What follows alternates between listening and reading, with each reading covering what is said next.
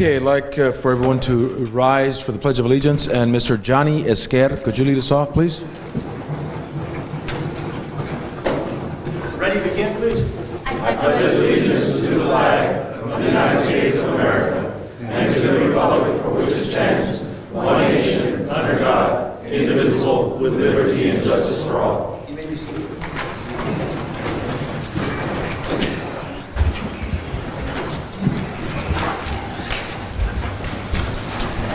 Okay, at this time, I will entertain a motion for the approval of the agenda with one business item, which is regard to the Calexico Special Financing Authority to be included right before the business items on the agenda. Is there a motion? I make that motion. Moved by Mr. Hodge. Is there a second? Second. Second by Mr. Romero. Please vote.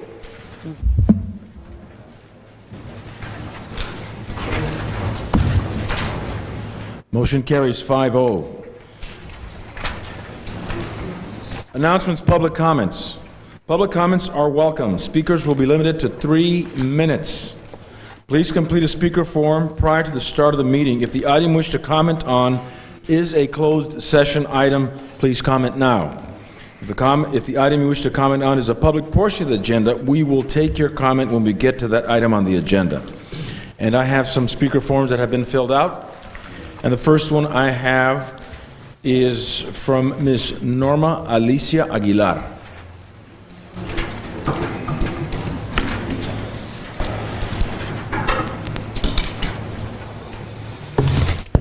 Good afternoon, Norma Aguilar, 839 Heber Avenue. I'd like to pass out some packets to the council.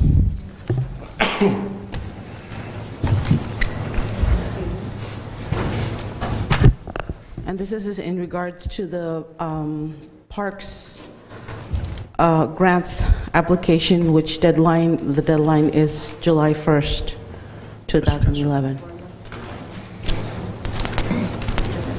I'm sorry, this is July 1st, what did you say? July 1st is the deadline.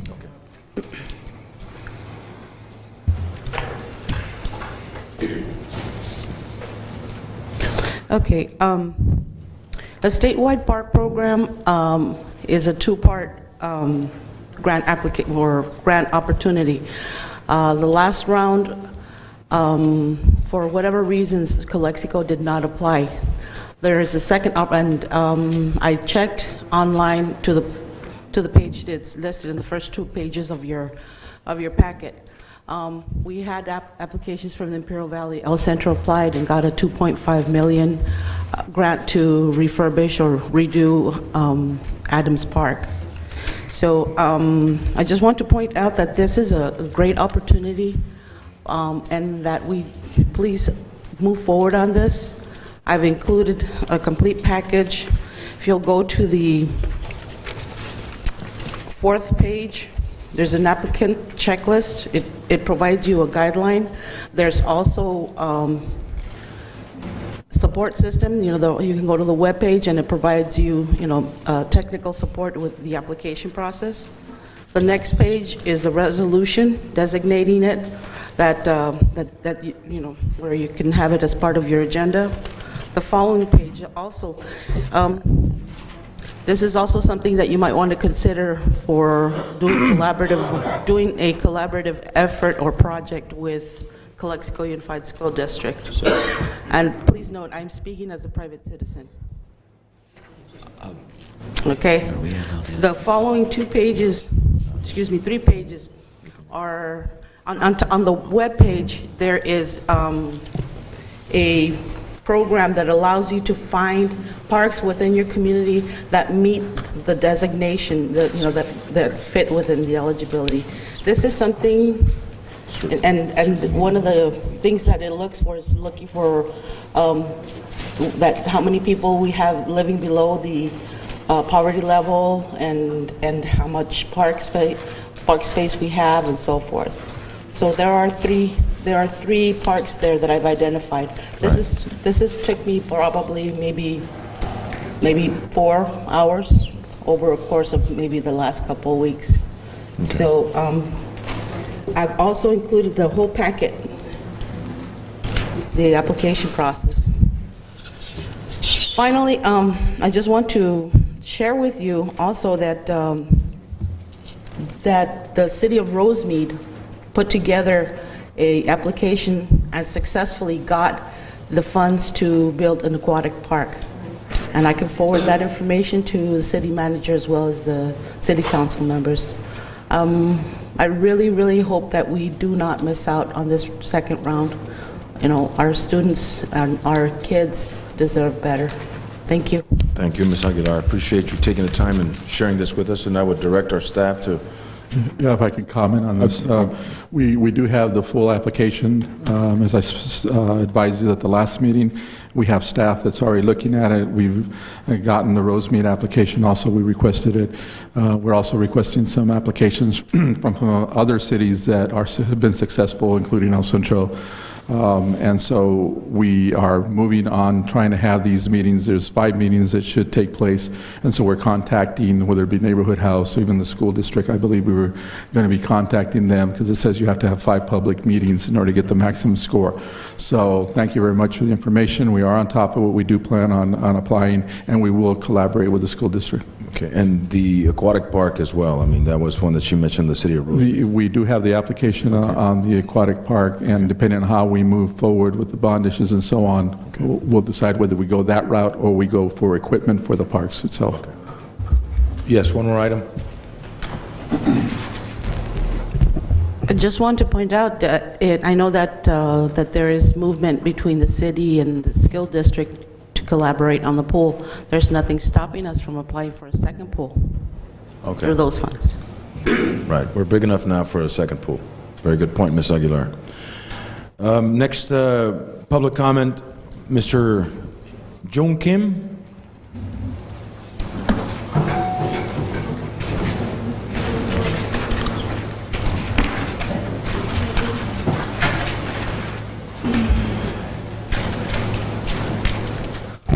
My name is John Kim. I'm living at 803 Holdridge Street, Calexico. I'm standing as a citizen.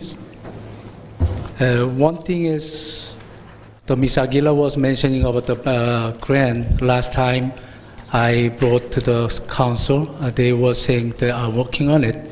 And what I found that our city is not trying to applying for the pool region-wide, because too short time to make the planning. And what I understanding is the initial planning takes 1-2 days to drawing. It not has to be very detailed, just the initial planning, so what we're gonna do with it. And I don't know why our city is trying to focus in some other areas instead of the pool for the community needed. I'm strongly urged to the city to focusing that one.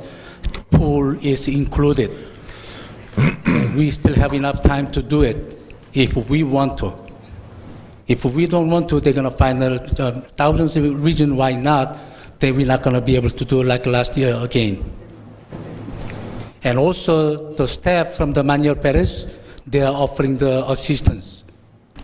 I believe city council members, they might receive the email from the staff from the Manuel Perez, and they're offering for that. And also state is offering for the assistance. I don't know why it takes so long to get the assistance from the state and the other Manuel Perez staffs. And the other one is,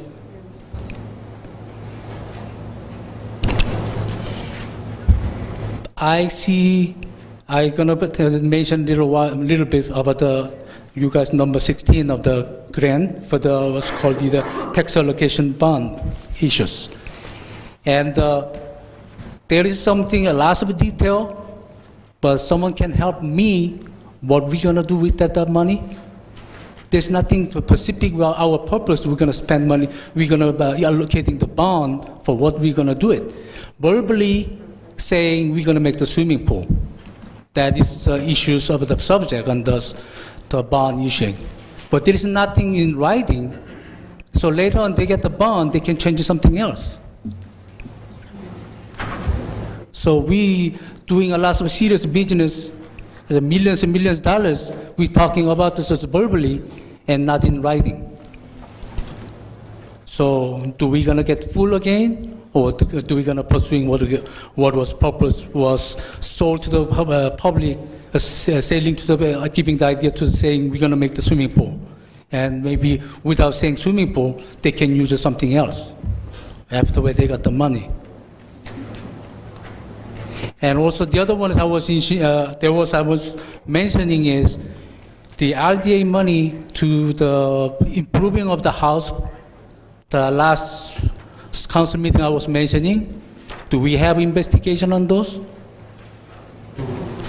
And I believe even the state controller report was saying is we are in bad management on the RDA funds. I disagree with that, Mr. Yes, Kim. but can I finish, Sure, please? you can finish. The RDA money is not running right, and the controller's report. I believe all the city council, they already seen that report. In a way, we are issuing the money, and the person who get the money, they never fix the house. And city is failing to supervising on those. And even that, after they got the money, they refinance the house, and they got the money again from the city. Mr. Kim, you're making some allegations, and I think this is not the forum for that. I think. Okay, so yes. the one more questioning is I was telling again last time again, but do we pursuing the investigation? This is our money. As a public fund is misusing, and we're not doing anything. And And no wonder why we are in the red, because we have pursuing our obligation right or not? Okay. Thank you. Thank you, Mr. Kim. I appreciate your comments. Mr. Rodriguez? If I can respond, obviously we have a difference of opinion as to what the report from the state controller was and why it was done, but that's probably a time and place for that some other time. But I think the issue in reference to the review of the housing rehab program, I did meet with Mr. Kim today, and I met with Mr. Castro, and we went over that, and he provided me some time frames as to what time period this might have occurred. So we're going to be looking at that. Unfortunately, I don't have actual names or dates or anything. That was not provided to me.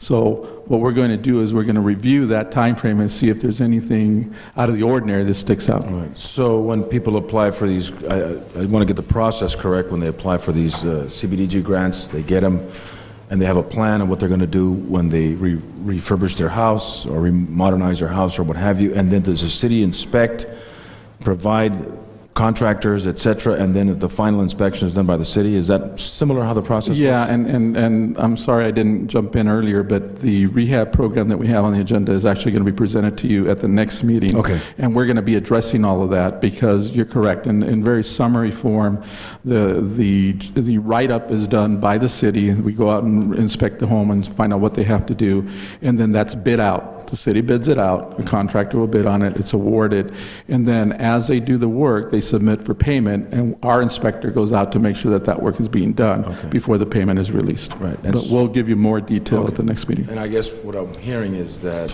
the payment goes to the person living there or goes straight to the It contractor? goes straight to the contractor. Okay. Thank you, Mr. Rodriguez, for that clarification. Yes. I want to thank Mr. Kim and Mrs. Aguilar for bringing forward, especially Mrs. Aguilar, about this grant. We all believe in having this pool, and we're really sensing at this position here that there's a great amount of enthusiasm and wanting the pool, and I know we're going to get that pool. I'm always thinking in terms of communicating to the public, and with that also, people like to see things in writing or in print. Could we possibly keep a timeline and what meetings we're doing and what developments what's going on towards our city's effort? We have the city council meetings, that's great. We have the videotapes, but maybe something on our website also, and some type of skeleton master plan. Even though it may take a curve, it may not be exactly turn out the way we want, but for people to see that we're very serious in pursuing, which we are, having Calexico once again have a pool. Thank you, Mr. Hodge. And now we come to general comments by the City Council redevelopment. We'll start my immediate left with Ms. Hurtado. Yes, I had a general question. The contact person that's going to be the go-to person with regard to the pool efforts, who's that going to be? As far as the grant itself, The grant. the grant is Julia Osuna. Okay. Okay, the only comment that I had an opportunity to talk to Ralph Morales a little earlier, because in many conversations and observations that I've made within the community is that we do have a need for some type of a weed abatement program. And principally, the concerns would be in the commercial area, residential area, and the city properties themselves. So I don't know if Ralph would have an opportunity to kind of tell us a little bit what he told me this afternoon that I was very pleased to hear.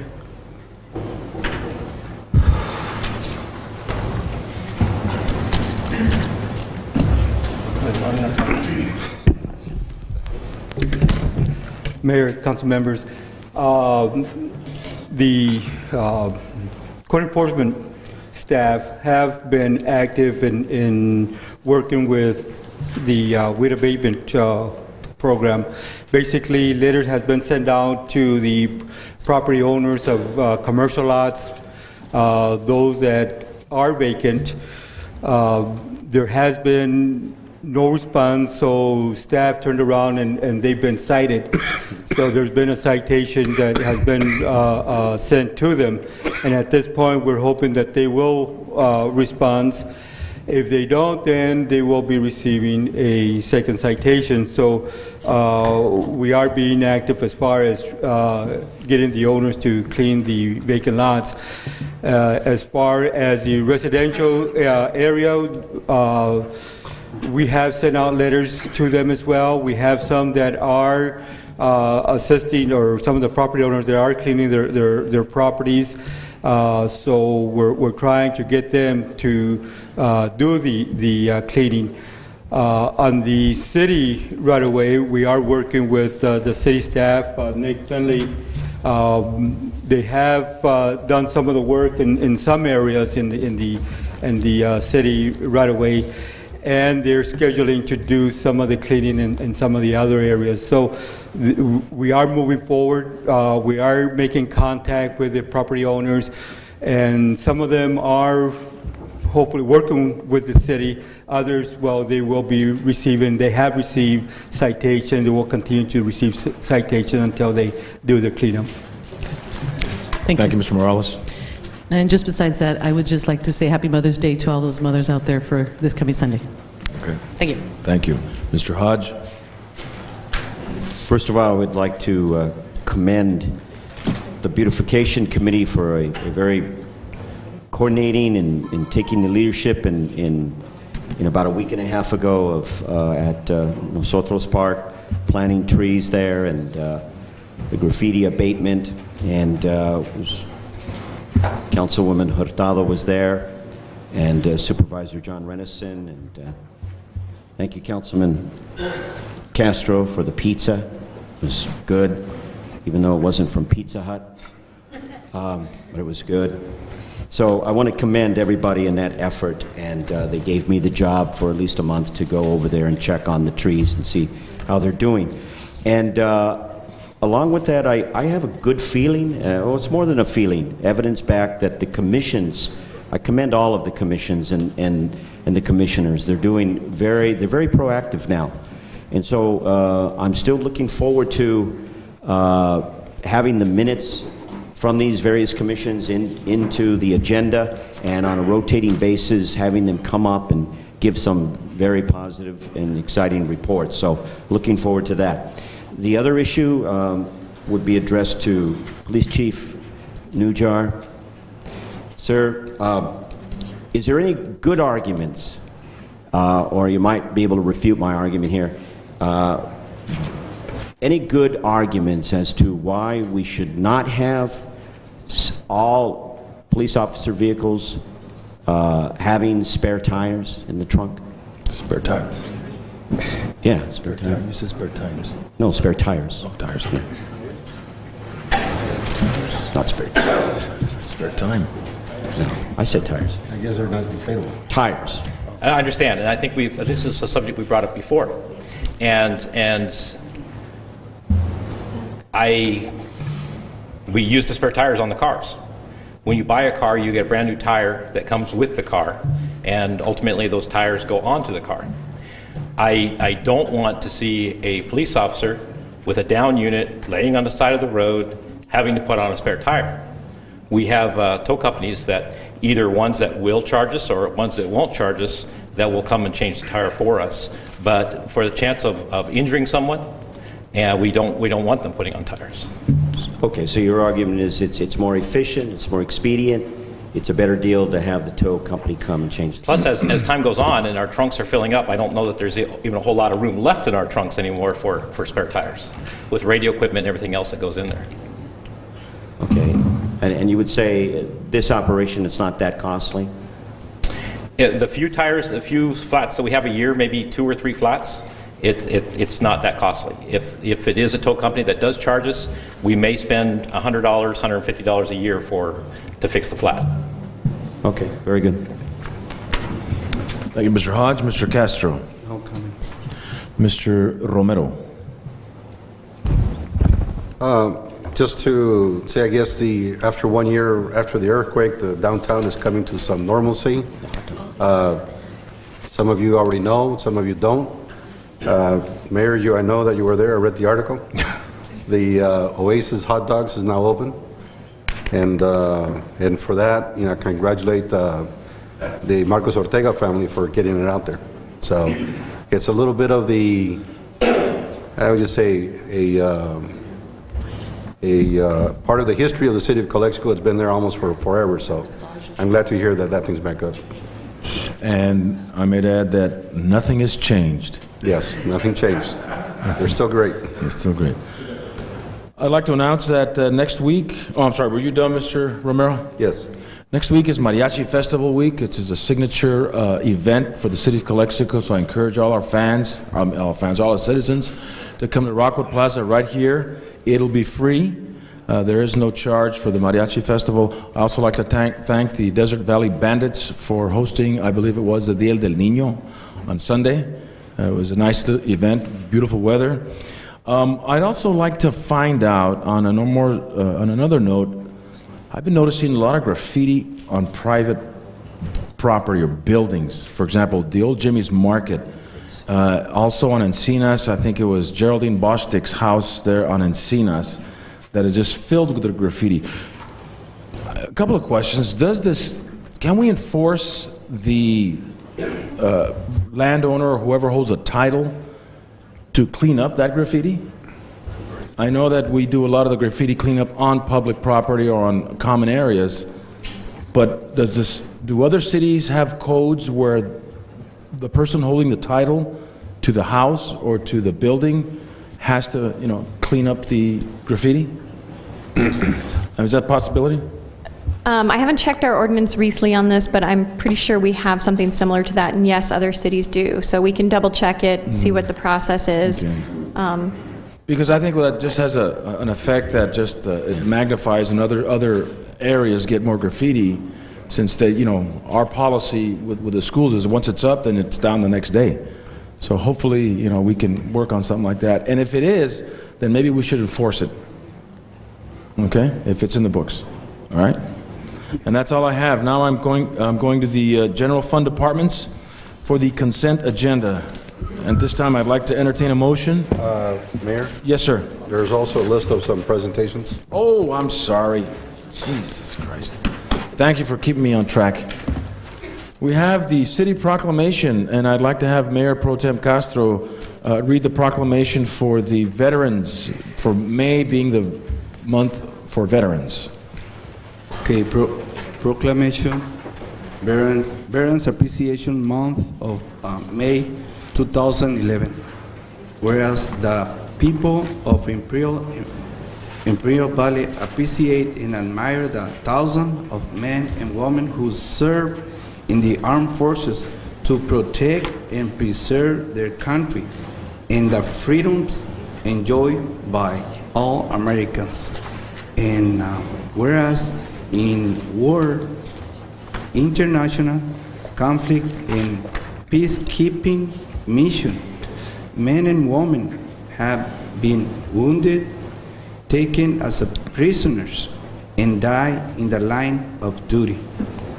And whereas veterans possess a wide variety of valuable qualities, including experience, maturity, leadership, and loyalty, that makes them ideal candidates for employment.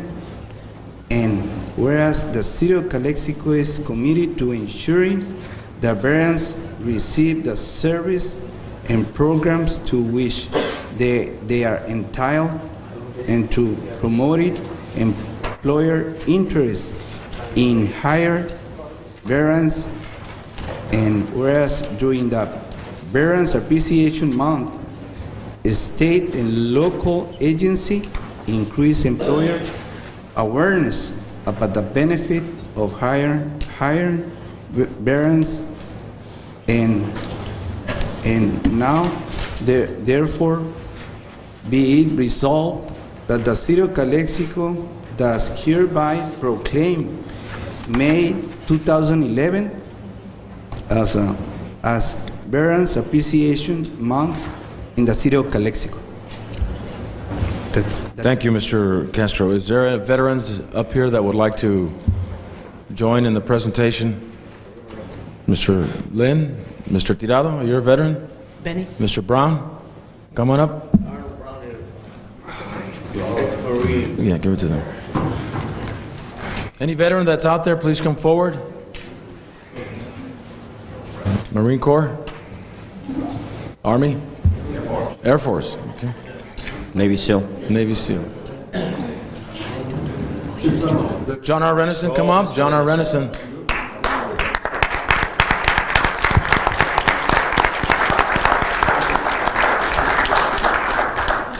Let's get a photo opportunity.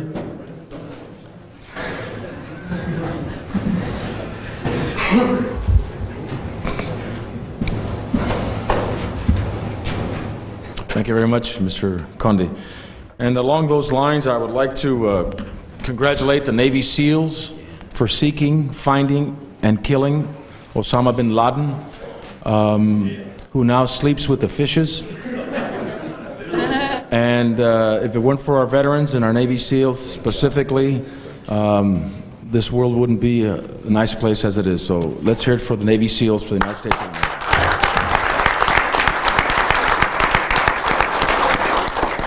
He may sleep with the fishes, but he's polluted the water worse than that oil spill last year, didn't he? Thank you very much. Okay, now we go to the consent agenda, Mr. Romero. I'm sorry, one more. Housing Rehabilitation Program, is that for next week? Yes, we're going to I'm move sorry, to for next 2 week. weeks. Thank you, Mr. Rodriguez. Consent agenda, is there a motion to approve, or are there any items that would like to be pulled out? Mayor, if there's nothing to be pulled out, I'll motion for approval 1 through 7. 1 through 7 approval, moved by Mr. Romero. Is there a second? Second. Second by Mr. Hodge. Please vote.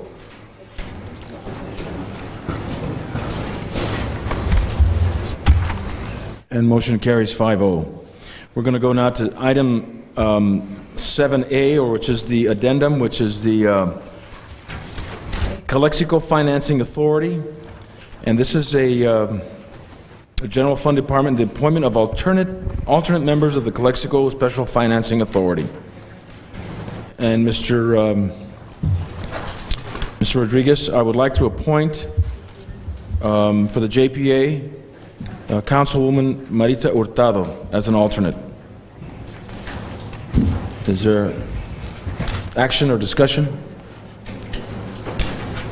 I believe it's a mayor's appointment, Okay. so. Mr. Castro, is there anything you'd like to say? Yeah, are you agree on that, Maritza, or Yeah. either? Sure, I accept. Okay. Do you accept that? Sure, Okay, gladly. no problem. Okay, item 8, consider approving recommendations of the 2010 General Tax Citizen Oversight Advisory Committee for the use of Measure H funds. And some of the requested action is to fund the fire department purchase of 2 fire engines in the amount of $60,000 per unit to be financed over a 10-year period of time. Number 2, fund the Calexico Police Department one-time cost of $50,000 for training an in-house employee trainer. And then designate 10% of all Measure H revenues to be placed into the Office of Emergency Services account. And at this point, I see Mr. Davis and Ms. Aguilar, who are members of the Measure H committee. Would you like to say something? Well, basically, you said it all. Okay. He usually does. We got, that was a good one there. We got the ball rolling finally. Made a couple of decisions. I think we got one big decision that's still pending as far as the pool goal, because we didn't have any, straight numbers on what we're looking at. Really, there's nothing much more than to what you said. The 2 fire engines, $50,000 for in-house trainers at the police department. Try to save some money. In other words, instead of sending officers out of town to get the training, send one guy out to become a trainer and come in and save some money that way. Okay, that's a good idea. Yeah, and being reimbursed for anything that's not. Ms. Aguilar, is there anything you'd like to say or add? Just that we held several meetings, and obviously this is not the end of the meetings. We're still going to continue to reach out into the community. But as far as moving forward in the area of Parks and Recreation, we need to hear from you as to what the hard numbers, whether it's a grant, whether it's redevelopment, what the city is going to designate or allocate before we consider how what recommendations we can make through Measure H funds. Okay. That's it. Thank you, Ms. Aguilar.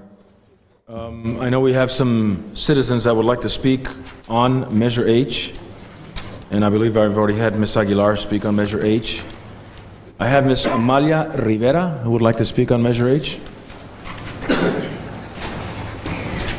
Good afternoon. My name is Amalia Rivera, and I live at 1113 Edie Avenue. And, I do agree with the recommendations from the committee, but my thought as a member of the community is that if we can increase the amount of the funding for the fire engines from 60 to 100,000 a year each, that's 40. You have 643,000 right now, and if you can increase it to 100,000 instead of 60 per unit, it'll be 80,000 more, and you still have 400,000 left. Including the 50,000 that will go to the city, and at the same time you will be saving in interest, and instead of having that for 10 years, maybe it'll be for less, the amount of years for the financing. Right now, the approval was the recommendation was for 60,000 per unit, per year, right? Right, for 10 years. It's 120,000 a year, right? Right. Yes. So if you could increase that to 100 apiece, that'll be 200 a year. 100,000 a year. Per unit. Per unit, so 200. That's 200,000. And you still have close to 400,000 in the fund, which could be used for other expenditures. I think that, if you have 643,000, the use of 200 in the fire engines will be a very possible way of just saving money and interest. Because if you're using 60,000 a year per unit, that's 120. But if you were to pay, let's say, 100,000 per unit, that'll be 200. You will actually save a great deal in interest. For 10 years, because that'll be paid much sooner. Yes, good business to think about, doing that and just save money on that way. Remember also, you're getting about 600,000 a year. Total. So you still have at least 150 coming every 3 months or every quarter. It's only been 6 months since we've done this. We've already got 600,000, so maybe it's more. Is it more than that? A quarter? Yes, projected It's about is- 150? Maybe we should defer this to either our city manager or, We're projecting for the coming year a little over $1.5 million. and over a 20-year period of time.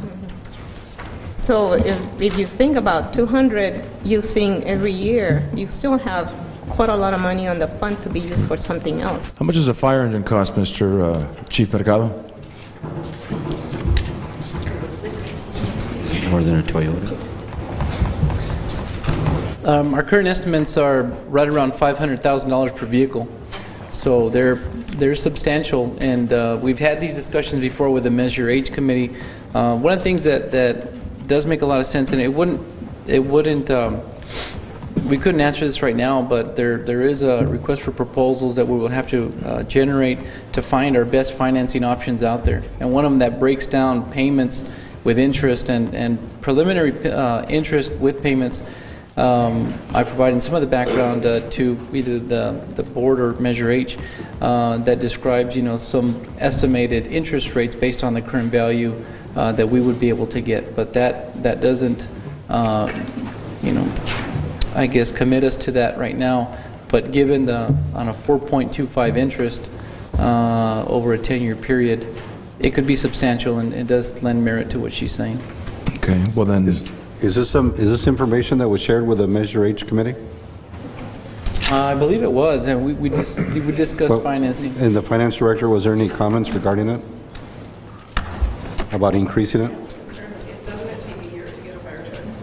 Yes, it does. It takes approximately 8 months, 7 to 8 months from time to order to the time of delivery. And could you change the terms? I'm sure you could, if it would be economically feasible to pay more into it than not. Correct. The financing options are on behalf of the city. Okay. They've pre-qualified us under their company's financing, but we have to sit and follow all our purchasing policy to make sure that we follow the guidelines that the city has established. And so we do have to go out for proposals to search for our best rates out there. How was it that the commission came up with 60,000? That was a proposal by the chief. Correct. It was a proposal Okay. based on the value of the vehicle, sales tax, approximate interest rate. That was the ballpark figure on a 10-year lease purchase. And the commission would support going up to 100,000 a year? Yes. No, actually, what we decided was on the 120,000. For both. Our recommendation is for 120,000 a year for 10 years. Instead of 200,000 a year? Yes. Okay. Is there information that you guys can provide, the difference between one and the other? No, we don't have exact numbers. That's Okay. what the chief is relaying, as far as interest rates and so forth. I think one of the things that I will mention is that the cost of the vehicle is pretty good, pretty solid right there. It's not going to fluctuate too much. The 500,000? Correct, 500,000. The fluctuation will occur in the interest rate, sales tax, Right. years of payment. That's all something that we can deal with on the financial aspect of this. Yeah, I just wanted to say that all of that will be resolved when we go to RFP, because we'll get probably 5 or 6 quotes, and we'll probably get a quote for 5, a 7, and a 10-year lease purchase, and we'll come back to you with the best deal. Okay. Yeah. Thank you. If I could just make one more Yes. comment to that. And one of the things that may actually be beneficial to this board to know is that like I said, the fixed cost of the vehicles is what it is.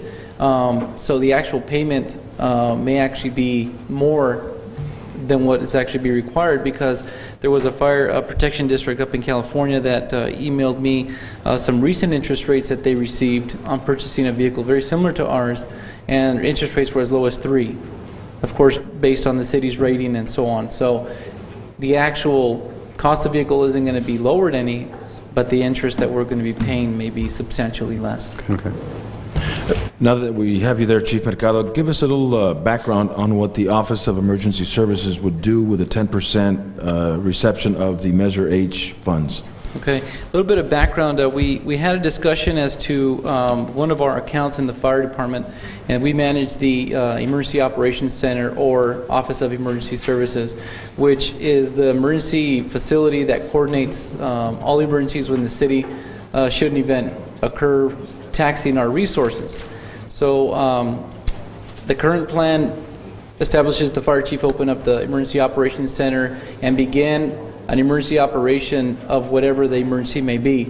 It could be a water main break, it could be a sewer natural gas leak, it could be a fire, earthquake, whatever, and manage the operations from there. It includes managing the incident command system, requesting resources through the use of a general staff and a command staff, where we actually manage the incident more efficiently, where we have finance in one section, our logistical and planning section. This coordination occurs not just on behalf of the fire department, but it occurs on behalf of other employees within the city. Public Works, city management, finance, RDA employees, police officers. So this fund, what it does is it allows us the ability to have expenditures for those type of supporting mechanisms, our computers, our logistical needs such as facilities, food, ordering of equipment. And the reason that this became such a prominent issue is because during the 7.2 earthquake last year, there were no funds assigned to this budget unit or budget area. So when the earthquake occurred and we said, okay, I have 150 people I need meals for, where could we purchase them from? No accounts established, there was no funds that we could pull from emergency, so a lot of them were purchased through IOUs, a lot of asking for credit, computer maintenance licenses, those type of things that occurred. We eventually realized that there has to be some type of funding for them in the event of emergency. So kind of like Calexico's own FEMA. Exactly. Okay. We have to establish, and I don't believe any of you guys were here for that, when we established that emergency declaration during the emergency. We met, we put our minds together and said, okay, you know what, this is more than we can handle. We have to declare an emergency locally. Now we have to officially open our Emergency Operations Center and coordinate with that of our regional area, which is Imperial County. Okay. Or our local, excuse me. So once we have our local area established, ours needs to maintain efficiency as theirs is open as well. So. Okay. Thank you, Chief. Any questions for the Chief? Chief, as a follow-up, again, in regards to who would be this primary point of contact in this kind of a scenario. I attended with you the seminar in the Palm Springs area, and it's a fire chief who becomes the point of contact. Correct. Is that correct? Yeah. And with obviously support and communication with the rest of the staff. Correct. This would be an opportunity for you to put that model together. Correct. It would be an opportunity for us to get all the people adequately trained, get all our equipment up to date. We're in the process of writing a grant to help the city revise its emergency plan. There is some funding out there. I took the liberty to put the City of Calexico's name in the hat to redevelop or develop a current plan, because the one that we have is extremely outdated and definitely needs revision. And if FEMA and CalEMA can help us in financing that through a consultant, you know, I'm going to reach out for that money and hopefully get an updated and revised plan. Okay. Thank you. Thank you, Chief. I'd like to, we have two more public comments on the item 8, and the next one is Jung Kim.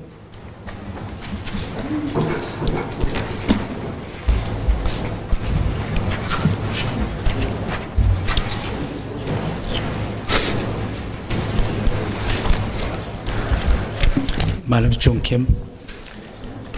I will attend one of the major HE committee. I was supporting to all HE committee. All the money generated by the major H supposed to be spent with the security of the publics. And I believe that several mentioned it, even the mayor, Mr. Moreno, was mentioning about we might can use the major H money to help the kids for the crossing guard. And I'm very disappointed and it's not addressing yet to the council. And lots of kids, they are suffering about the budget cut they don't have enough money to, they don't have enough personnel to crossing guards for the students.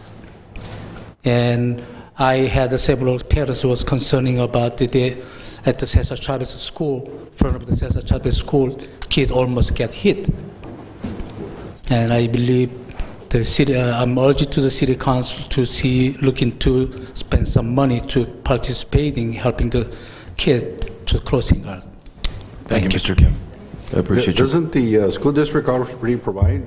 I believe in the past they were split 50-50. No, it was split 75-25. The city was paying 25, the school 75.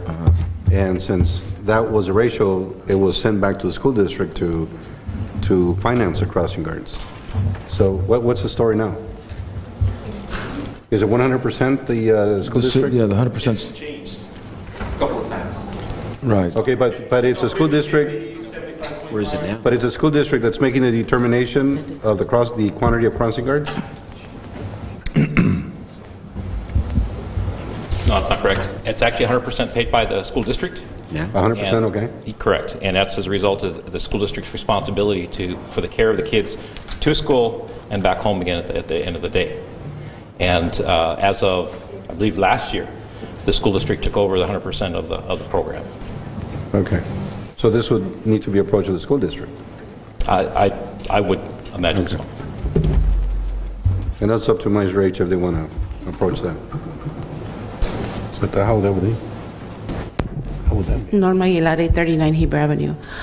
And I'm speaking as a private citizen. It was my understanding that it was 75-30 or at some point. 75-25. And it may have varied. And it was my understanding, and correct me if I'm wrong, but that was something that was in place for a while. And the reason it was where the school district is funding it 100%, as per comment that you made, Mayor, at the school board meeting, that there was no funds to, and there was mention made of possibly considering Measure H funds. So if I'm wrong, if that is an incorrect use of the funds, then if we can have something from legal as to whether it can or cannot. It's You have to determine that. defer to Ms. Lyon as the discussion ensues. This sales tax measure is a general tax. So anything that your general fund pays for and can pay for as a legitimate use of public funds, this sales tax can be used for that. So have the crossing guards been paid for through general fund? Yes, I believe so in the past. I don't think that's the current situation. Right. Well, I think the partnership should be established. That's my personal opinion. But anyway. Thank you very much, Mr. Kim and Ms. Aguilar. We have one more on Measure H. And I've got, is it Jesse Gallardo? Okay. I like your penmanship, son. Hello, Mr. Hodge, Mr. Moreno, high school. Just think, I mean, don't disrespect or anything, right? I mean, I'm always involved in my community and I love Calexico, but really a pool? So we're debating whether we have a pool or not, but I think we have bigger problems or bigger things we need to dig into. You know what I mean? I mean, I'm a private citizen too. I mean, I'm a student and I'm full-time. You know what I mean? But, I mean, really, we're wasting our time, our electricity money on whether we have a pool or not. I mean, for my paycheck, like 25% of my paycheck is deducted for taxes, right? And I think, personal opinion, that, I don't know, half of the time we're here, and I've been in several meetings, it's wasted on matters that me as a private citizen, I'm as a 22-year-old kid, think it's just not worth the time. I think we have better things to do as a city, like how do we improve the time at the border to come back? Or how do we make our kids, I don't know, like more sports program? I mean, we don't have a PAL anymore. We don't have a police athletic league anymore. You know what I mean? Like we used to when I was in 8th grade. Mm-hmm. So I think we have like better things to think about, better things to actually do than discuss whether what are we gonna do on the hot summer, like going to a high school pool, or there's so many people to be in just one. You know what I mean? Okay. So just like. Thank you, Mr. Gallardo. Appreciate your comment. Okay, bring it back to our City Council. No more public comments. Ms. Hurtado, do you have something to say? I just wanted clarification with regard to the 10% for the emergency services. Let's see if I can pose this question correctly. Is there a ceiling to that, or does this recommendation involve preserving this 10% throughout the life of Measure H? So, Mike, I believe you're saying yes? Because it's a 20-year tax, isn't it? Both of them have a cane, but Mike's quicker on the draw. As far as we know, and our discussions came down to the life of the tax. It would be a fund that, of course, would start out probably pretty minimally and build itself up through the years. And the main thing that we looked at was the guidelines of how to spend it. It would be really strict as far as what can open that door. You know, as far as what type of emergency, you know, not because somebody at the city needs a new car or something. It'd have to be an act of God type emergency. Right. Something like what we had last year. And the reason we brought it up is, having been there last year, there was a lot of stuff that we needed that we could, just as the chief had spoken to, it wasn't there. There was no money. We had to beg, borrow, and steal. Well, not steal, but the first two. So if you do the math, right, we're doing $1.5 million per Right. year. 10% of that times 20. Yeah. If you look at the numbers of damage and costs that the city had to spend during that emergency, I try to understand what Mr. Hurtado is saying. If we have a ceiling and then we have a sunset, right, and where the numbers, the percent diminishes, is that what you're saying? That once we hit a certain peak, I think she's saying how long is it going to go, basically? 20 years. Looking at Right, and at $1.5 million. That's a lot of money. That's a lot of money. That's So, pretty much. once we hit a ceiling, do then we stop it, or do we diminish the percentage? No, well, since it Mayor? didn't clarify. I don't know if it's a lot of money. It's a lot of It's money. $2 million. It's a lot. That's why. I mean, let me do the math. It's about $2 million. It's about $2 Yeah, million. at the end of 20 years, it's $2 million. I'm sorry? It's $2 to $3 million. It's not a lot It'll of be money. 2 to 3 million? At the end of the year? It's $3 million over 20 years if you I may? go $1.5 million. And of course, every year you hope that that tax will actually go up, so it's more than that. Any math students out there? So one more time. If it's $1.5 million per year, 10% of that times 150 20. times 10 is 1.5 million, times That's $3 million. 2 is 3 million. Okay, so we're looking at a total of $3 million to have in that fund from here to 20 years from now. 20 years, 3 million. And if I may address the council, you could revisit it in another 5 years and see where the fund is at, and you could cap it. That's totally within your. Well, the thing is that you have the issues, like, for example, when the senior citizens were relocated, you have all kinds of Exactly. expenses.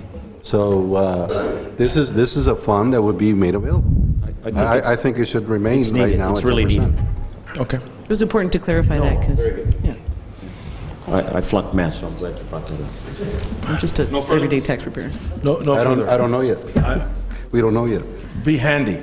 Mr. Hodge, anybody else have any questions? One final clarification, if I may. Just one more final clarification. Mr. Davis? Or either Mike or Norma. Just so that we can clarify for the public. This is a recommendation from the committee, and they are recommendations. Eventually, then, Well, it's all going to come down to you folks. this board needs to make a decision, and this is not set in stone. There is still more discussions to be held. No, we take a vote, and that's how it's spent. Right. Right, Today? at this level, at this level. Right. You folks take our recommendation and say yea or nay, or adjust, or Yeah. whatever. Yeah, basically what Mike said, either accept it as a whole, partly, or change it. But we did our job and we brought it to you and made our recommendations. Now you have to deal with it. And this is, So, It's on your plate. Chief, what's entailed in the training? I'm just curious.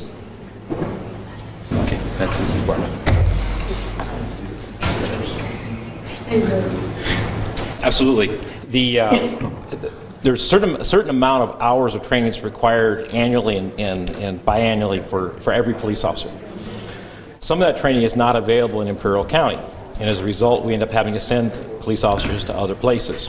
What was entailed with the $50,000 was being able to develop in-house train-the-trainers type of people, where we would be able to train one person by sending them away and bringing them back to train and that way being able to train the whole department without having to send the department away. So we would be paying the travel costs of one person compared to 30 people. But when you say training, on a comprehensive level or specific areas of training? I'm Well, just curious. there's under the post mandates, there's specific areas of training, and then there's other areas that would be nice to have, like traffic or basic accident investigation is not a mandatory one, but it's one that obviously would be nice to have. Use of force is a mandatory one that is required by law for us to provide for the officers. Weaponless defense as well as weapon defense. So there's a number of ones that are mandated and other ones that are nice to have. And so by having the $50,000, we would be able to develop a cadre of instructors in-house without having to send the whole department away to other places. Thank you. Any other questions? May I one more time? Do you have a question? It's not a question, it's a... Comment? Yes, a comment. Chief Nujar, in consideration for the gentleman that I guess he just left right now, I guess he's not a parent yet and doesn't understand really how important it is, the sports programs for Calexico, and to have a pool, because yes, that has a lot to do with diminishing issues with children out in the streets, because we give them something to do. I'm a parent of two teenagers, and I know for sure that sports programs have helped my children so much throughout their lives. The recommendations that you have here do not have any mention of a possibility of maybe something going towards the kids' programs, and that would be my only concern today, is where did that evaporate? Well, I think what you have is not a comprehensive list. What you have is the distilled version of a lot of different ideas that came out. Okay. And actually, obviously, my trumpet call was to the pool at the time of the meeting, because the bang for the buck that we get, and I realize that the pool may not be important for everyone, but it is the biggest babysitter that we have in the city of Calexico. There are parents that I mean, let their kids off. Their kids are completely supervised. It's very well run, very well organized, and they allow their kids to be there, get tired, spend all day out there, come home, sleep, and they don't go out there and the graffiti and do the things that they do. So for me at the time, it was very important to have the pool. And I realized that in talking with the city manager, there's some other ideas coming along with that. So once those ideas come to fruition, I think that we'll see a different idea of how the money's going to be spent. But you're right, and knowing for you from the PAL program and et cetera, there's a lot of activities year-round that should have some funding. The problem is that if you look at all those, the city doesn't have a real comprehensive recreation program. The city's program is actually very, well, there's a lot of people involved, but it's actually a very small and very narrow program. Where there really is a lot of people in it is soccer, softball, the different basketball, those different types of activities. And it would be great to see some money go towards them. But most of those organizations are nonprofits or some kind of a private organization. So at some point, I don't know what the city's policy will be as far as funding some of those activities, or making the recreation department a real recreation department and have them take over a lot of those activities. But there's an absolute benefit. There's a direct correlation to reduced juvenile delinquency by having kid programs. Is there some kind of, regarding that, is there any kind of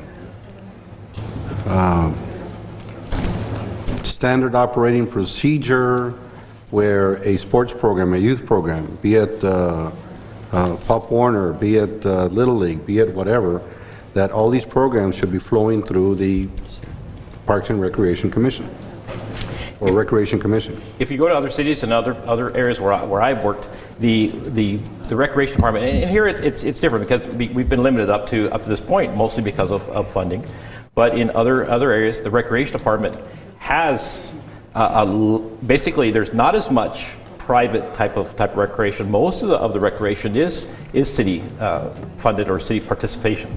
You have, again, because of the different seasons of the sports, baseball, basketball, soccer, volleyball, and you have these different sports that basically go year-round. And so you have organized, supervised activities, and unfortunately, we don't have those in Calexico. Well, maybe there should be a reaching out by the city of Calexico through recreation of communicating with these organizations, either directly through the Recreation Department, through the Recreation Commission, and reaching out to these other nonprofit organizations saying, hey, let's work together. Partnerships. Football, everything. And see what can be done as far as assisting with funds. But if one penny goes out to one program, it has to be equally shared with all the other programs in Calexico. Absolutely. And every one of the programs is a valuable program. The programs that we have in Calexico are top-notch programs. The problem is funding. And as years have come up to this point, it's been really tough for these organizations to fundraise. And in some cases, they've even had to go under because of not having that funding mechanism. Mm-hmm. So I think that by developing the recreation department, by really kind of beefing it up up a little bit, and there again, having the finances behind it to be able to share and help buy balls, equipment, or whatever it needs. It doesn't have to be cash donations. They could supply equipment, right? And it would go a long ways. Thank you. Case in point, Pop Warner charges $260. Okay, so. Pop Warner charges $260 per player. CPAL charges $0. Yeah. I just know that since Mr. Hodge and I have started, we've done quite a bit of discussions about business, and it's been a lot about just business. And yes, it is time to talk about the quality of life, and I do want to thank Sandra Toller from our Recreation Department, who works so hard with such little resources. She does a great job. I've been to a lot of the events that she's had, and I just believe that it is the time also to remember that part of our quality of life here in Calexico. So. Just want to make sure we said that. And now that we've exhausted the discussion, I'm glad to see that we've got some money. We're deciding on what to do with it. It's been a long time since we've been able to do this. So now I'll call for the vote. Motion. Moved by Councilman Romero. Is there a second? Second. Motion with the recommendation from Ms. Rivera, $100,000 per unit. Oh, with $100,000 per unit. Motion on the floor by Mr. Romero. And that's okay from the Measure H committee, right? And the fire chief. Yes. Okay. Is there a second? Second. Second by Mr. Hodge. Please vote.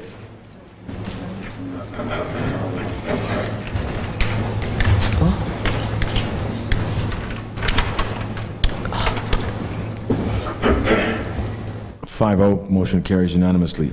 Item 9. Thank you. Thank the citizens. Thanks the shoppers in Calexico. Consider, that's why I say shop Calexico. Goes to Measure H.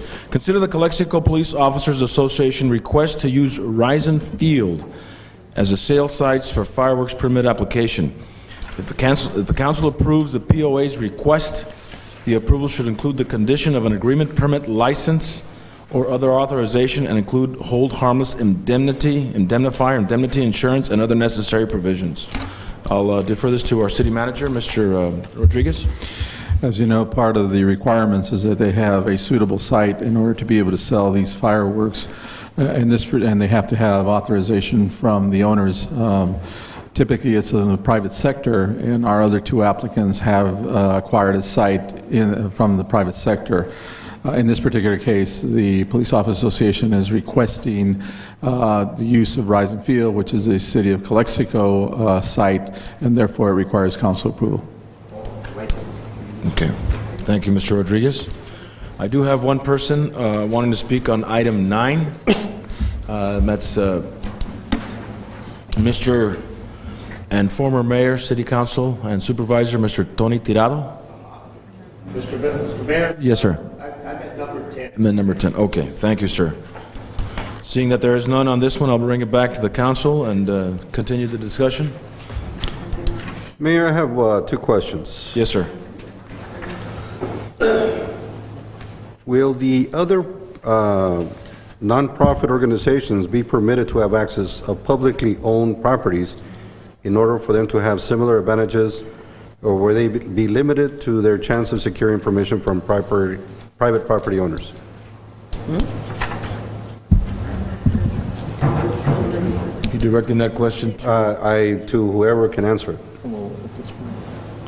At this point, there was, they have to come to the council to make a request. There's nothing to prohibit them from coming to you. Obviously, this is a policy decision, but at this point, the process does not allow them to come at this point. The process has already gone to the point that they had to select their site and so on. So in this particular case, like I said, we only have 3 applicants that basically qualify with a certain waiver that we'll get into the next item. So again, the other 2 sites have been secured and they are proper. So the only one that we have this year is the Police Officers Association.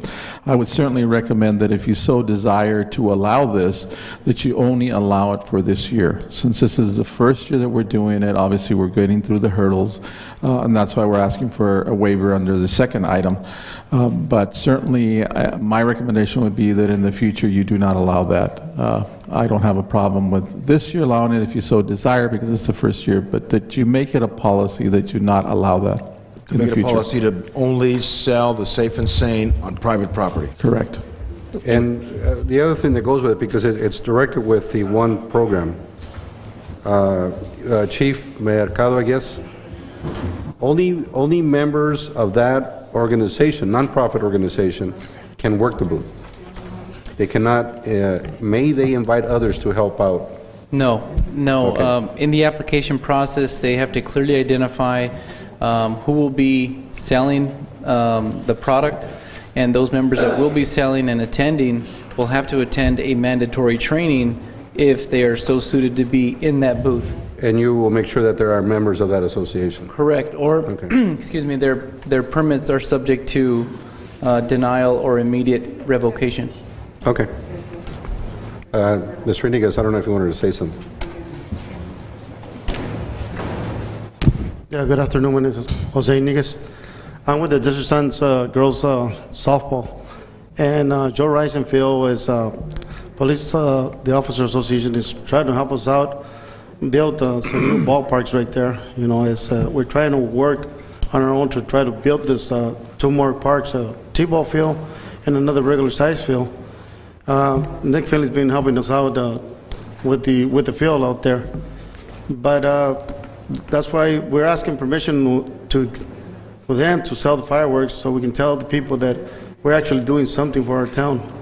You know? No, and that's understood for my part. The only thing is that I just wanted to make sure that I would have preferred that we would have handled item 10 first and item 9 second.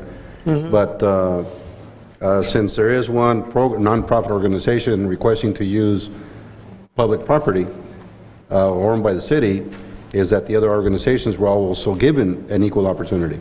But as the city manager mentioned already, the other 2 organizations already have secured their locations. And I think it's all about, it's about their choice on where they want to sell. Right. See, we're also a nonprofit organization too, but like I said, somebody's trying to help us out. No, build that's the understood. parks. I know you understand. And that's commendable. Okay, thank you. Thank you, Mr. Niguez. We have one person here that would like to speak on number 9, and that is, I've missed you several meetings, Mr. Casillas. I'm glad you're back. Good evening, members. This is truly an opportunity to have a partnership here with the city and the citizens, and it just dawns on me how every time we try to work together with the community, as we have with Mr. Iniguez there, you know, these roadblocks, you know, get put in the way. The reason that this particular site was chosen because there was no other sites. The other 2 sites have been taken by the 2 other nonprofit organizations, which one I'm also part of, the Calexico Baja Renters, and the sites are very limited. And we thought, what better opportunity than to set up in a location where we have a softball field where the parents and the community is trying to build, and just give it a shot, give it an opportunity. We're not asking to be put on that site every year, but this is the first year that we're going to have fireworks. It's something big for the city, and it's truly, you know, when we talk about partnership, Mr. Iniguez and the girls, and, you know, we're trying to do some good, some positive for the community. You know, it's kind of sad. I mean, I sit there and it's nice that we're going to, you know, have $200,000 for a fire engine. But if you guys all remember, when everyone voted for Measure H, when I walked the streets for Measure H, when I passed out flyers for Measure H, Measure H was sold for public safety, seniors, and the youth. That's what it was sold on. And to sit up here and try to shoot something down when we have this great partnership is ridiculous. Where is the money for the youth, and where is the money for the seniors? That's what we sold this on. And I can actually say that I walked the streets along with my colleagues, the firefighters and my police officers, and various members of the community, knocked on doors, you know, passed out flyers, and it's sad to see that, you know, none of this money has been, as you said, Mr. Hurtado, into the kids, into the seniors. Let's think about them too. And if you don't want us there next year, that's fine. We won't be there next year. But I think that the community deserves an opportunity to, you know, to be given a chance to raise some money. All that money is going to go back into the kids, into the community. This is our way of thanking the community. Thank you. Thank you, Mr. Casillas.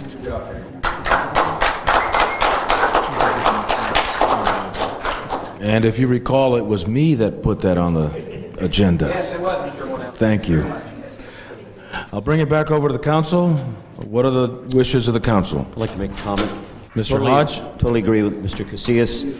I don't think this is the time to squabble. I do understand Councilman Romero's concerns, but boy, we don't want to turn these people off since they give their hearts and their efforts out there, and we need to build these partnerships. So for this year, since this is a new thing, it's the first year, I think we ought to vote on this and grant their request. Okay, are you making a motion? Yes, I make a motion to do so. Is there a second? Second. Don't everybody jump at once. Mr. Hurtado, seconds, and let's vote.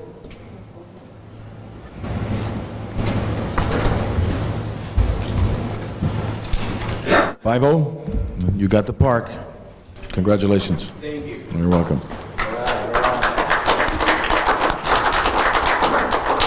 And now at this time, we go to item number 10, which is approve the list of pre-qualified applicants for the sale of safe and sane fireworks for 2011, contingent upon all requirements being met by May 16th, 2011, and grant an exception this year only to the requirement that the nonprofit provide proof of being a recognized nonprofit 501c3 organization for the past 12 months of the city of Calexico. And looking at the three clubs that are there, and I know that they work hard for the youth in the community with scholarships and fundraisers for the last several years, but I know that I have Mr. former city councilman, former mayor, former county supervisor, former senator, former representative, Mr. Tony Tirado. Mr. Mayor, Honorable City Council, staff, the citizens of Calexico, my name is Tony Tirado, resident of Calexico. Let us come back to a very patriotic scene that we lost some time back. I think that we need to light up the city and bring some revenue and support. I'm seeing this meeting like a priority, already setting up for kids, recreation, and that sort of stuff. Okay? But let me point out, I represent the Baja Runners, got some membership from the Baja Runners. We do have a site already, been approved. We do have the manpower to man those fireworks stands. And I want to emphasize also to the public, okay? Our site will be at the Rite Aid, okay? So please feel free to come over and purchase, okay? We'll compete with all the rest of the folks here. But point number one, let us emphasize safety to our kids, okay? We're grown-ups, we're gonna buy stuff. Let's make sure that we manage it right, that we don't have to look back and look bad, okay? We wanna do this patriotic, we wanna light up the city, we wanna have fun, okay? So I'm asking the City Council to please support the actions of these elements right now that are willing to come in and light up the city. Thank you. Thank you, Mr. Tirado.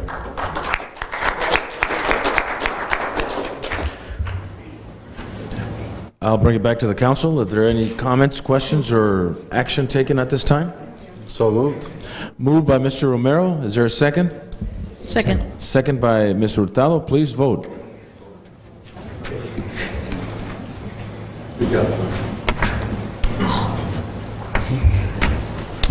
Motion carries 5-0. Congratulations, Baja Runners, Desert Valley Bandits, and the Police Officers Association. Moving on to item 11. Information on the 1,000-hour part-time employees. Accept report.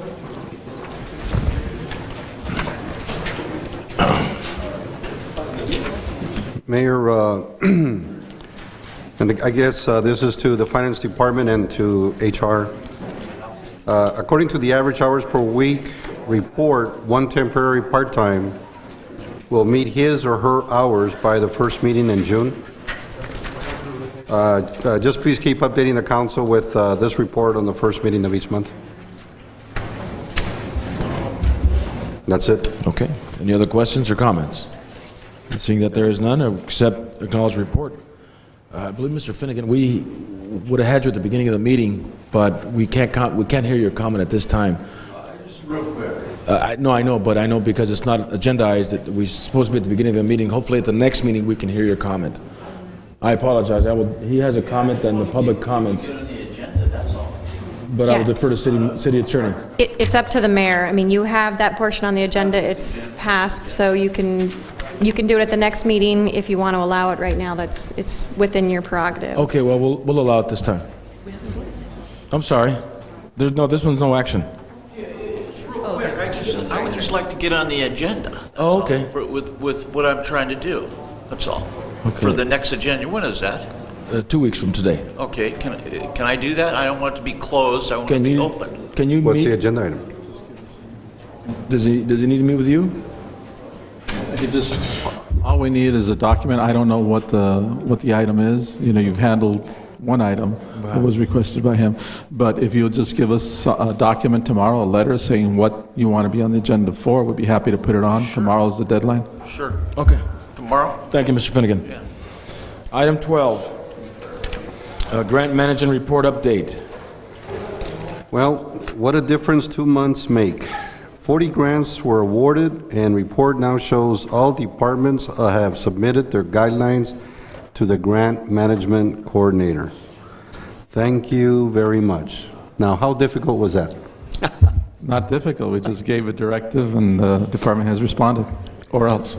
You know, from my perspective, this is everything: transparency, accountability, professionalism, being informative, teamwork.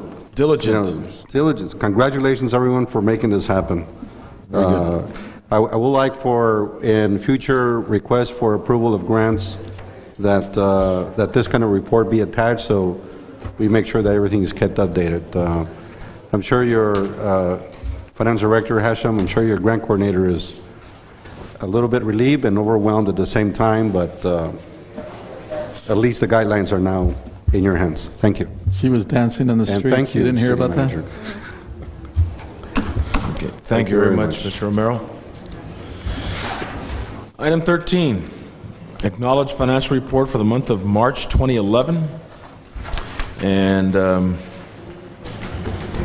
revenues are on target for June 30th.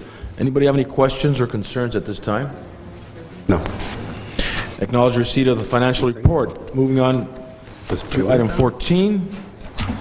Item 14 is the Business Improvement District of the City of Calexico. Acknowledge receipt of that item. Any questions, concerns? Acknowledge. Enterprise Fund Departments, the consent agenda, which is approved the attached budget amendment resolution for Utility Services, Water Department Treatment Division. Is there a motion? Motion. Moved by Councilman Romero. Is there a second? I'll second it. Please vote.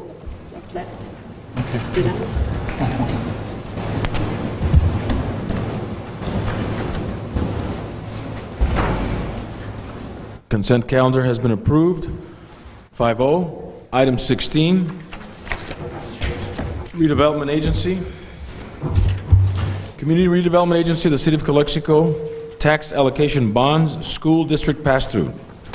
Issue 2011, also known as the 2011 School District Bonds. Recommendation, adopt the following resolutions. A resolution of the Community of the RDA of the City of Calexico approving the forms and authorizing the execution and the indenture of trust, a bond purchase contract, a continuing disclosure agreement, and an official statement relating to the issuance of the agency's tax allocation bonds and approving certain actions in connection therewith.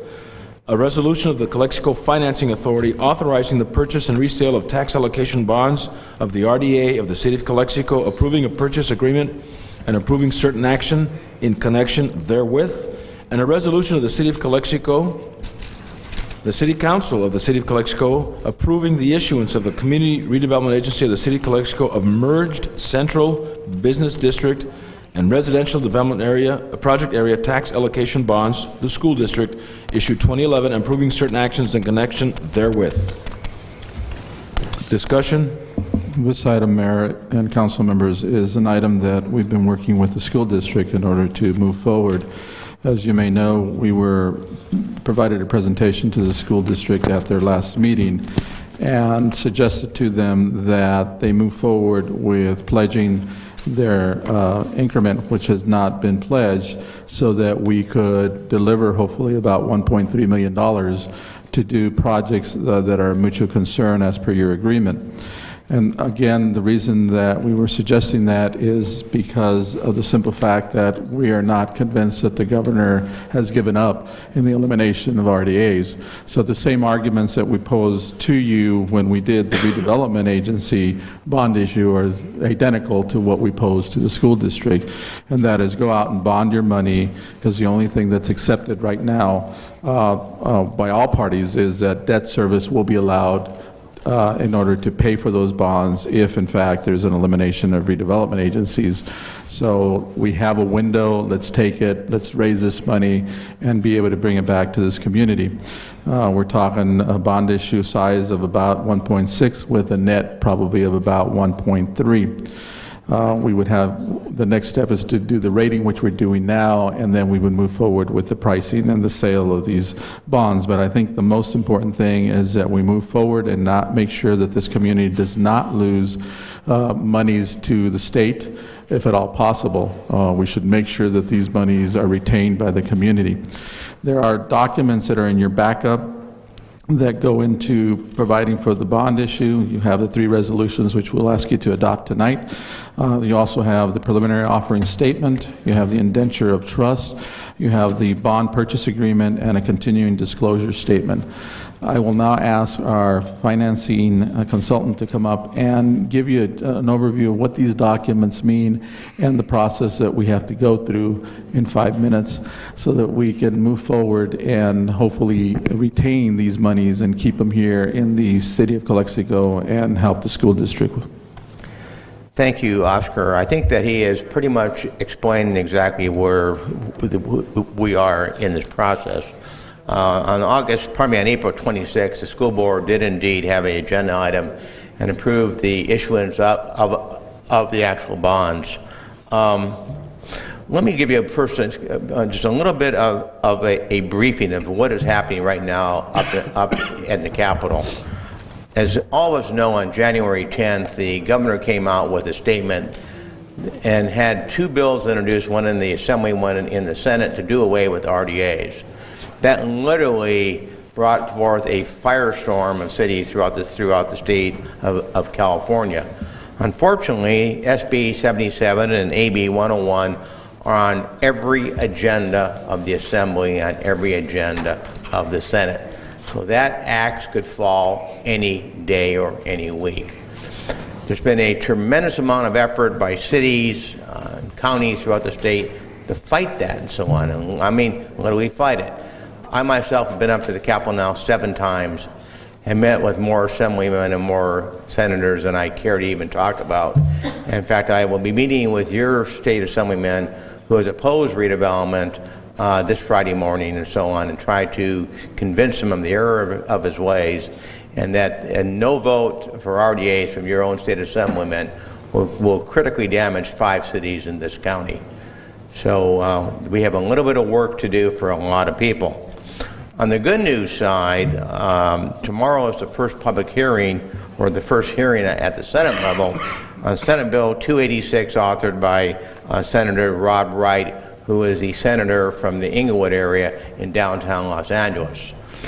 And the strategy of that bill has been, let's not end RDAs, let's improve it and make sure that it works better. Needless to say, there's been a whole host of abuses of RDA throughout the state of California, and it needs to be tightened up and so on. So Senator Wright, I think, has drafted a very, very good, comprehensive bill. Many of us will have comments on that bill within the next week or so. Again, it has its first hearing, its first critical test tomorrow morning. If it's adopted out of the hearing, hopefully then it will reach the floor of the Senate. We are trying desperately to get people to sign on to the bill as co-authors. One Assemblyman, Senator Michael Rubio, who represents many cities within the central part of the California, Tulare, Dinuba, Fresno, Stockton, and so on, started off in January as being very, very anti-RDA, and now has turned out to be a ally of ours, and has authored this bill. So we are extremely optimistic, but we're also extremely cautious of the fact that there's still many people in the Senate and the Assembly that want to see the adoption of SB 77 and SB 101. SB 101, by the way, was heard a couple of weeks ago. We won that battle by one vote. One critical vote.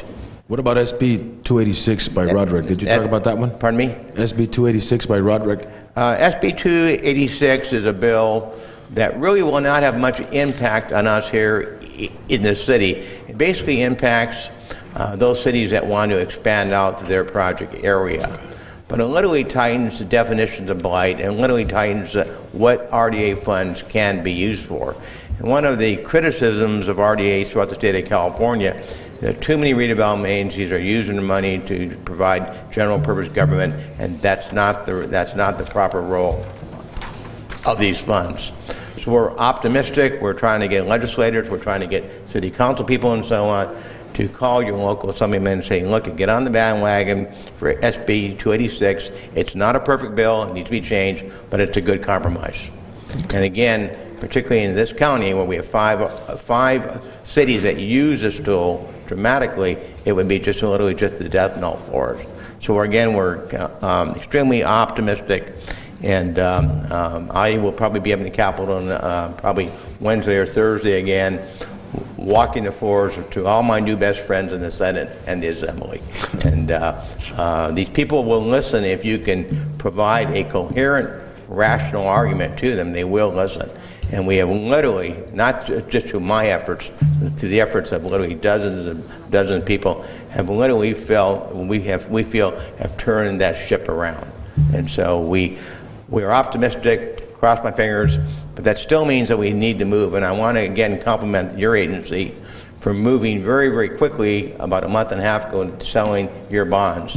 That was at the depth of everything when we felt for sure that any day that it could have ended and so on. We now have an opportunity for the school district to use the school district pass-through to issue about $1.6 million of bonds. With the school district netting by 1.3, we'll have this money in about two and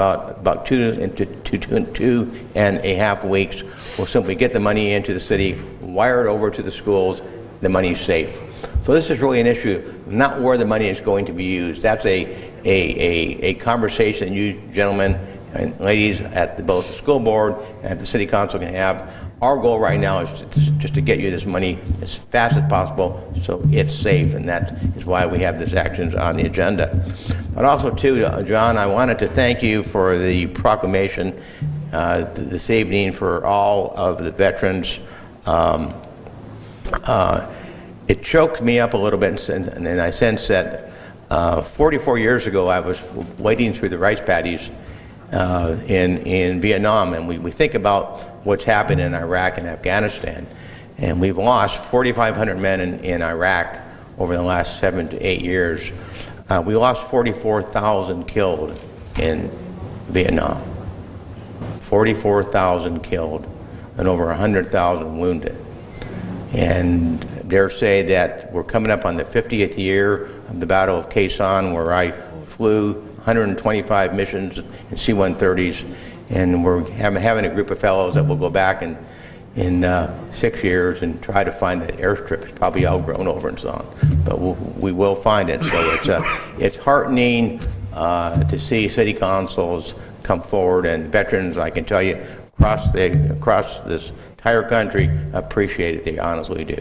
Yeah, and thank you so much. Thank you for your service as a veteran, first of all, and as for Urban Futures and helping us get through this. Thank you.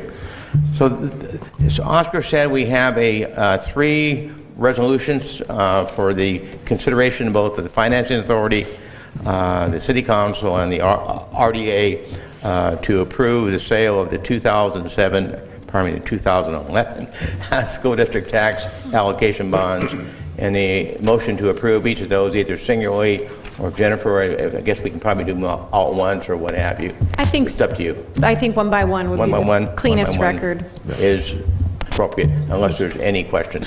Well, before we go on, I'd like to invite up another veteran to come up and speak, and that is Mr. Ben Horton, second lieutenant, I believe, in the, what was your title, Mr. Horton? It was Major. Sorry, Major. I demoted you. All right. I just want to thank Marshall for everything he has done for the city. He's a hero in the finest sense, and that word hero means everything. In reference to these resolutions, I talked to a friend of mine that's in Sacramento. He's a colonel, and he says there's so many times that the city of Calexico lose out on money, grants and certain things because we don't perform. We have an opportunity today or this evening to perform and to get the money in a position where we can work with it. I ask this distinguished body to move forward and to do what's necessary, and I'm sure they will. And I'm not going to go into a long dissertation because Marshall was more eloquent than I was. And the best part is to move forward. Move forward for the city of Calexico, move forward for the future of our people in this city. Thank you.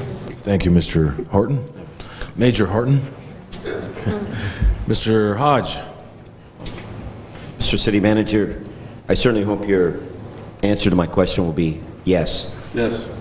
Thank you. Wait a minute. I understand the real need to securing these bonds, but I certainly hope that all the stakeholders involved on both sides, school district and our city government, has there been serious talk about using, if not all, most of this money for the pool? I believe that's next. That's the next item on the agenda. We're going to meet with the City Council and the school board next Monday at 6 o'clock, and I believe that's one of the items that will be... Has there been discussion? Yes. Good. There has been discussion, and there has actually been movement with the superintendent. Yeah, and then there's been lengthy discussion, Mr. Hodge. Lengthy discussions. Okay. Good. Now I bring it back to the council for action for the first item, which is the resolution of the community of the RDA authorizing the execution of an indenture of trust. Is there a motion? I'm in favor of executing it. Moved by Mr. Romero. Is there a second? Second. Second by Mr. Hurtado. Please vote.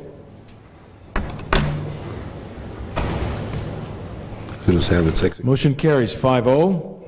Item number 2, a resolution of the City of the Calexico Financing Authority authorizing the purchase and resale of tax allocation bonds of the RDA. Is there a motion? So moved. Moved by Mr. Romero. Is there a second? Second. Second by Mr. Hurtado. Please vote.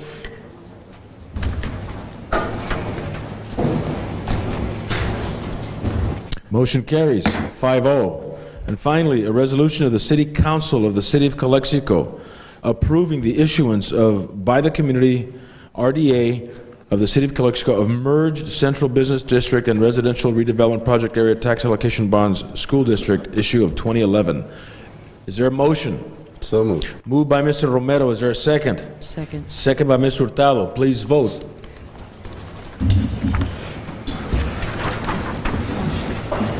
Motion carries 5-0. Congratulations. And finally, we'll now go to future agenda items. And I will go to my immediate left with Ms. Hurtado. I would like to know, I'm not sure if this could be an agenda item or some other form, to provide information to the public of any changes or actions in response to the death of Osama bin Laden by our border officials. Say it again? What was that again? I'm sorry? Could you repeat, Ms. Hurtado? Yes. If we were going to provide as a city information to our public of any changes or actions in response to the death of Osama bin Laden by our border officials, have we received any formal notification from them if there's going to be changes so that the public can be aware?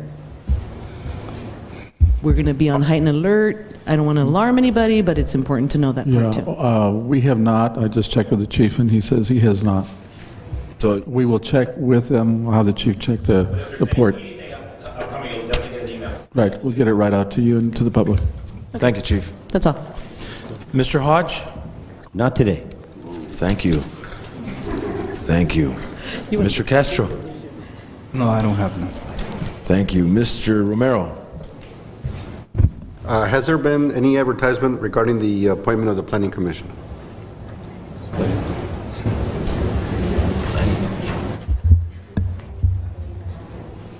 There has been. If there hasn't been a... Right, I just need to know when I can put it in the agenda in order to appoint somebody. We'll get it right out. Okay, thank you. Okay. Then I have nothing, Mayor Moreno. Thank you, Councilman Romero. And at this time, I thank everyone for showing up to the best show in town, and this meeting is Closed adjourned. session.